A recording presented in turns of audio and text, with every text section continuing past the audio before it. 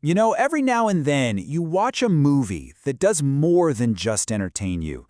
It kind of sticks with you, changes you a little. Well, today we're diving into a review of the 1999 classic, The Green Mile, that argues it's exactly that kind of film. We're going to break down what, according to this analysis, elevates it from just a great movie to a true, undeniable masterpiece. I mean, this line from the review just hits the nail on the head, doesn't it? It's talking about that feeling when a film gets under your skin. It's not just something you watched, it's something you experienced. And it just stays there, swirling around in your head for days, maybe even weeks after. And yeah, that really is the million-dollar question. Lots of movies are great, but what are those special ingredients that make something a masterpiece? Well, this review argues that it all boils down to a few incredibly powerful elements that we're about to get into.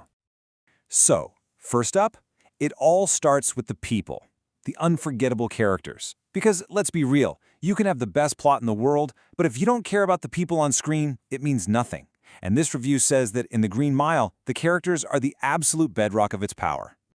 At the very heart of the film, you've got this incredible pairing. On one hand, there's Paul Edgecombe, played by Tom Hanks. He's our way in, he's the grounded, decent guy seeing all this unbelievable stuff happen. And on the other hand, you have John Coffey, this gentle giant who is the complete opposite of what you'd expect. A man with a truly miraculous gift and a soul that's just pure kindness. Their bond is really the emotional anchor for the whole story. Heartbreaking innocence. The review uses this exact phrase from Clarke Duncan's performance, and honestly, it's perfect. He brings this profound sense of goodness to John Coffey, even when he's surrounded by the absolute worst of humanity. And that contrast, it's just devastating. And look, it's not just about the two main guys. The review makes it really clear that the whole ensemble cast is just firing on all cylinders. Every single guard, every inmate, they all add another layer, another shade of humanity to this world, making Cold Mountain Penitentiary feel like a real, breathing place. But having these amazing characters is just step one. The review argues that the film's real genius is how it uses them to take us, the audience, on this incredibly deep emotional journey, building its impact brick by brick. The way the film is put together, as the review points out, is this really deliberate slow burn. First, it makes sure you form this super strong bond with the characters. You really get to know them. Then it starts adding the weight, you know? Scene by scene, the stakes get higher. So, by the time you get to the climax, you're so deeply invested that the emotional payoff just hits you like a freight train. And that phrase from the review just says it all. The feeling at the end isn't some gentle sadness. Nope, it's a tidal wave. The movie spends 3 hours earning that final massive emotional release, and when it hits, it is absolutely, as the review says, overwhelming.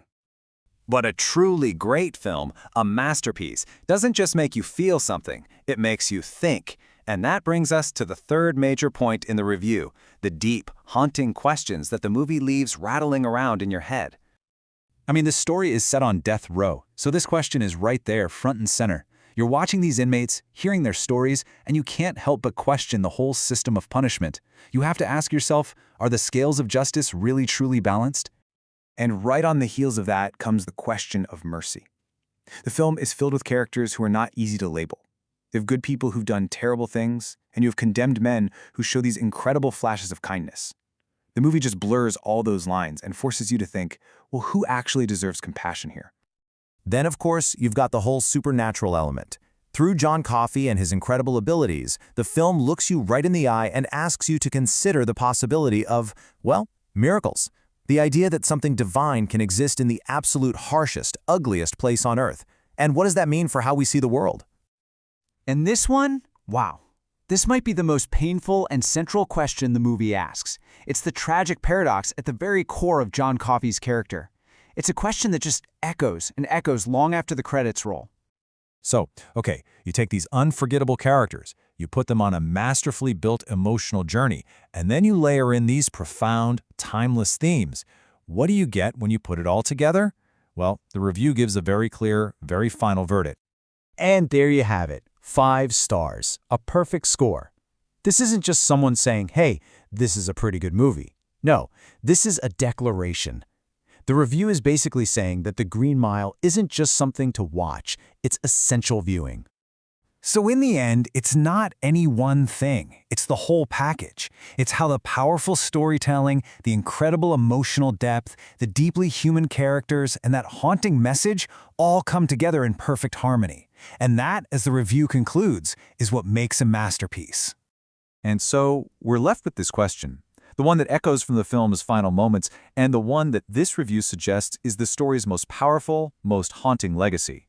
A question that maybe doesn't have an answer, and that's what stays with you.